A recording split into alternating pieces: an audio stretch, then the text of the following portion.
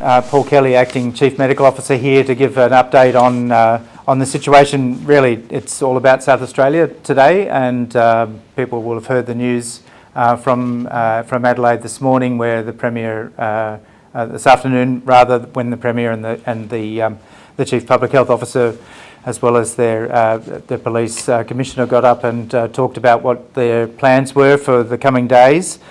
So we have an outbreak in a area of Adelaide that has grown overnight. 2 more cases reported today, so a total of 22 cases in that outbreak. The good news is that at the moment it's all linked to a particular breach of hotel quarantine. Certainly we know the strain of the virus. We've linked that directly to someone that arrived in South Australia on the 2nd of November. So we have a time period. Every one of those 22 cases are linked in some way now, either through that genomic testing or epidemiologically. So that's the good news. Overnight there was a further information about one of those cases having worked in a pizza parlour in a certain part of Adelaide, and so the details are on the South Australian Health website about that, and a particular call out to anyone who went to that pizza parlour to isolate and get tested.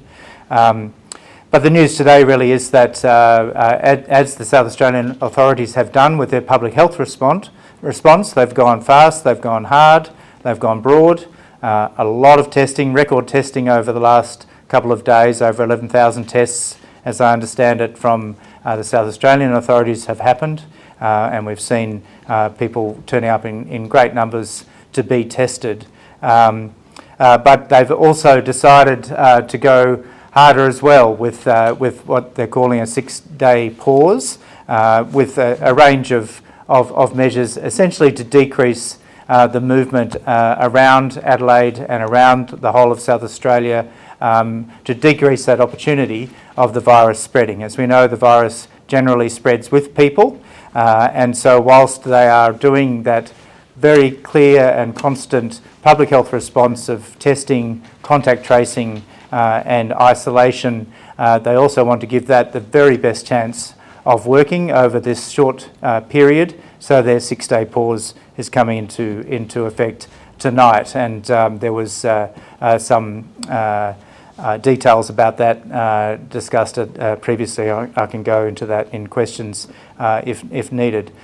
In terms of what we're doing, I'm in constant communication with Professor Nicola Spurrier, speaking several times a day. The AHPPC is meeting daily again, as it did for many months through the earlier parts of the epidemic here in Australia.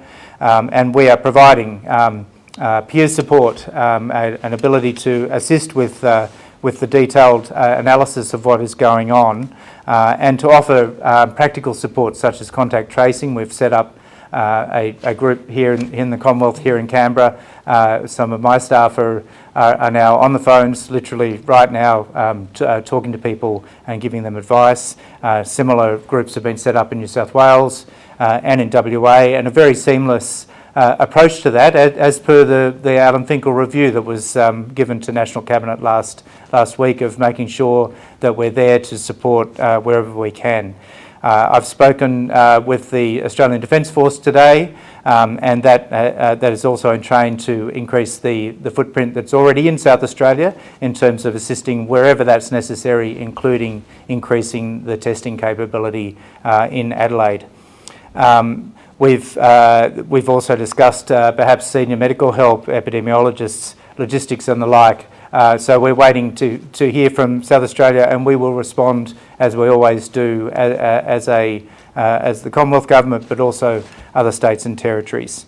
So the other thing that we were announced overnight, the AHPPC gave advice, and that's been accepted by the Prime Minister, to increase our surveillance at the quarantine hotels. So from now, all states and territories have agreed that anyone with quarantine facilities, anyone working in those quarantine facilities, will be tested at least weekly to make sure that we increase that surveillance in that area. That's our major risk now of reintroduction of COVID-19 into Australia, as we've seen in Adelaide over recent days. I just got off the phone with the Prime Minister, who's flying back from Japan, discussed these matters. He's been in touch a couple of times today with the Premier of South Australia. I know that Minister Hunt has also been discussing with his counterparts. So we're very closely aligned. We're there to assist where necessary, and South Australia has made this decision. They see that as appropriate, and we will back them in on that decision for this short pause in terms of economic and social activity within South Australia, whilst they're absolutely and totally laser-like focused on this hard, fast and broad public health response in parallel with those other measures. So I think that's the news for today, so I'm happy to take questions. Do you have any details on how many people are in the contact tracing teams in the Commonwealth, New South Wales and WA assisting? There's 11 in our one. I'm not sure how many are in those other teams, but look, the sky's the limit in terms of people that can be put on this task. All of the states and territories, again, from the Chief Scientist, Professor Alan Finkel's review, one of his clear recommendations was make sure people exercise and keep up to date with their contact tracing efforts. And so this is a great opportunity for people to actually do real work in terms of contact tracing. So we've put that offer again today within the last hour in the AHPPC meeting that whatever they need, we will assist. If we need to have more contact tracers, we will organise them. New South Wales took a completely different approach to this. Do you think South Australia's approach is proportionate based on the numbers? We only had 2 cases there today. Is this too hard, too fast? It's hard and it's fast. Look, South Australia has made their decision on the basis of the information they have at hand. They know their system, they know their people. That's the decision they've made, and we back them in terms of that decision. Was there anything else South Australia should have been doing in the lead up to this outbreak so they could be more prepared? Was there any further QR codes or anything further that they should have been doing? So South Australia's had a great run in terms of the epidemic. They had cases like everywhere had early on in January, February and into March, but since then they've done a marvellous job of making sure that there were no community transmission cases. They have continued to have cases in hotel quarantine. They've had some outbreaks like this in the past, and they went hard and fast on those too and got them under control very quickly. One at the airport, I recall, another one in the Barossa Valley. So they know what they're doing. They're very well prepared. In terms of the other mechanisms for contact tracing, they're doing very well. They're getting on to the cases they've found so far very quickly. Large numbers of people turning up for testing. The testing's being done very quickly, one in the laboratory. They do need to increase their ability to get tested, and they're certainly on to that today. And as I said, ADF resources will be thrown in to assist. Given how hard that South Australia has acted and how quickly it's acted, is there any medical reason, or has the AHPPC provided any advice as to whether other states should be closing the borders in the way that they have done so quickly? Well, essentially that's a moot point now, because with these new measures that come into force in midnight, all South Australians will be staying at home. They won't be going across any borders. Just back to that point previously, was there anything that South Australia could have been doing in the lead up to this to help them with contact tracing, any further measures?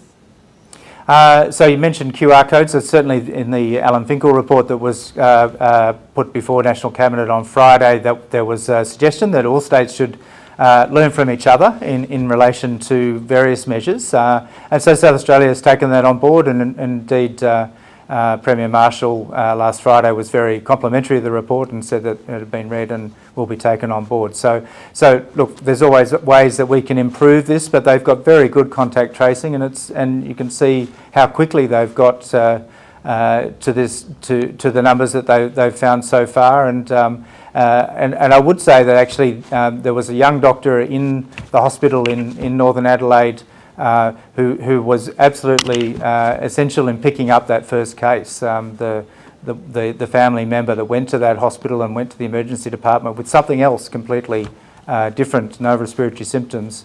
One of the doctors heard that person coughing and did the test, and that's how we know that there's something going on in South Australia very early, and they're getting on top of it very early. I'm confident they will get on top of it. Have you spoken to the WA Chief Health Officer since Sunday, since the closing of the WA border to South Australia?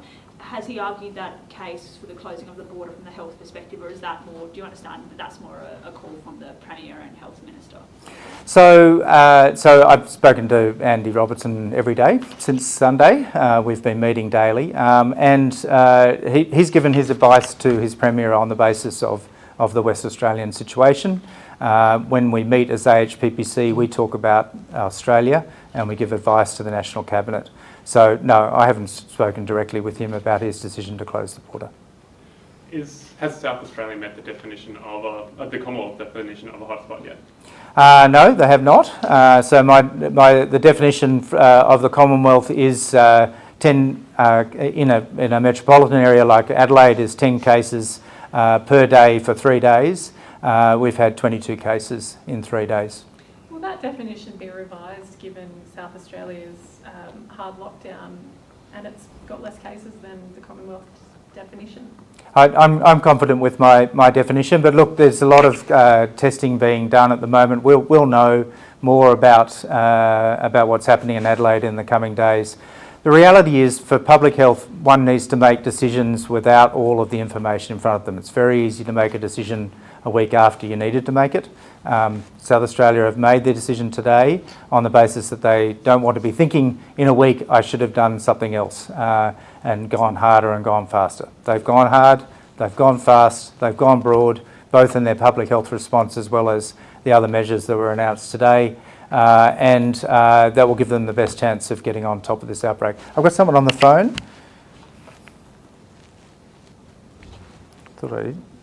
Yes, Anna? Thank you. Professor Kelly, can I just ask, in terms of the mention you made earlier about testing of people working at quarantine facilities, why wasn't it already happening on a weekly basis, and what was the breadth of different testing regimes across the country? So there has been some testing. Of course, anyone that's symptomatic is under strict instructions: A, not to come to work, and B, get tested, and C, isolate, as it would be the case anywhere, particularly those who may have been in contact with a person with COVID-19.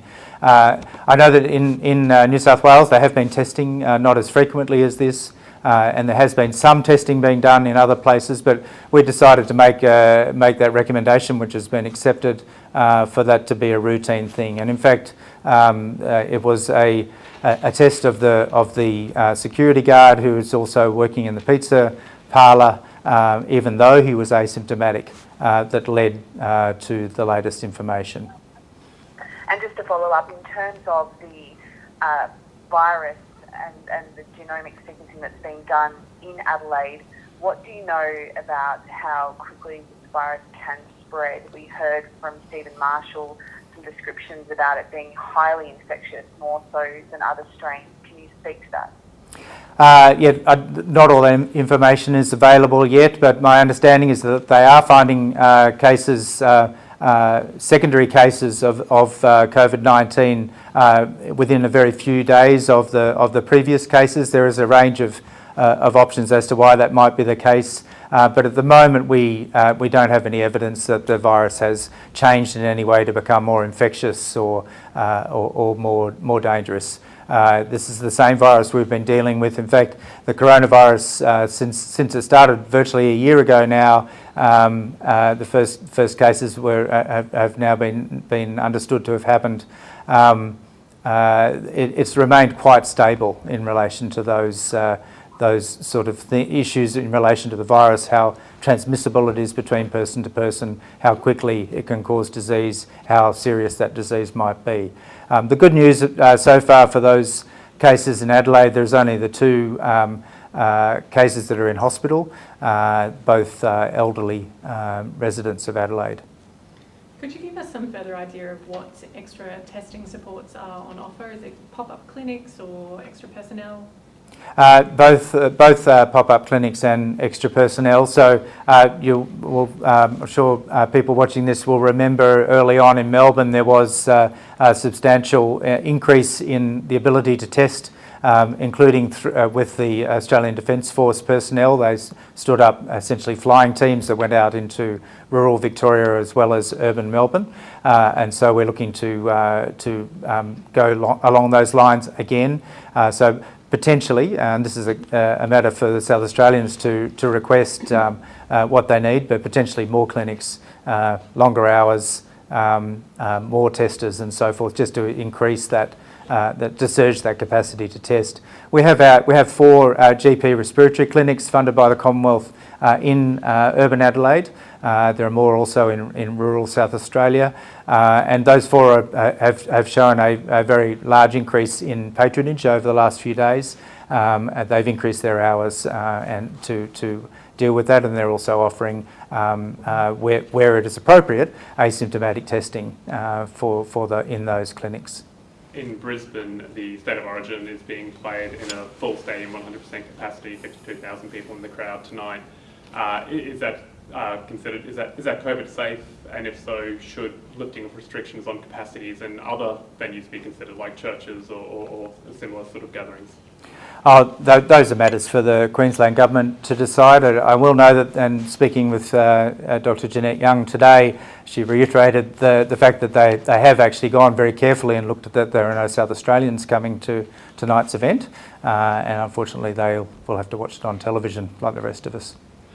Are there any other lessons that are being looked at from the South Australian case that are being considered to be recommended, or lessons, new protocols being considered, like the quarantine worker testing on a weekly basis? Any more sort of protocols like that are being considered to be recommended to the National Cabinet? So really the hotel quarantine is our main game, if you like, at the moment for our risk. When you think about what's happening overseas, over 55 million cases now, enormous numbers in many countries, and that's where Australians are coming back from the UK, from Europe, from North America and other places, and from India. We expect that some of those people that come back at this time will be infected and indeed can be infectious. So anyone in close contact, even with the very best precautions, can be at risk, and so that's why we've really honed in on that particular risk area and given advice in the last 24 hours. Last question.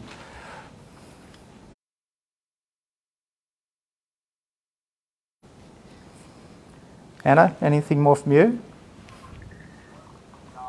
Professor, just one more on the phone, if I may. Just in relation to the size of the lockdown in South Australia, was it the AHPPC advice to go with a complete hard lockdown of this nature, including not allowing outdoor exercise outside of people's house boundaries?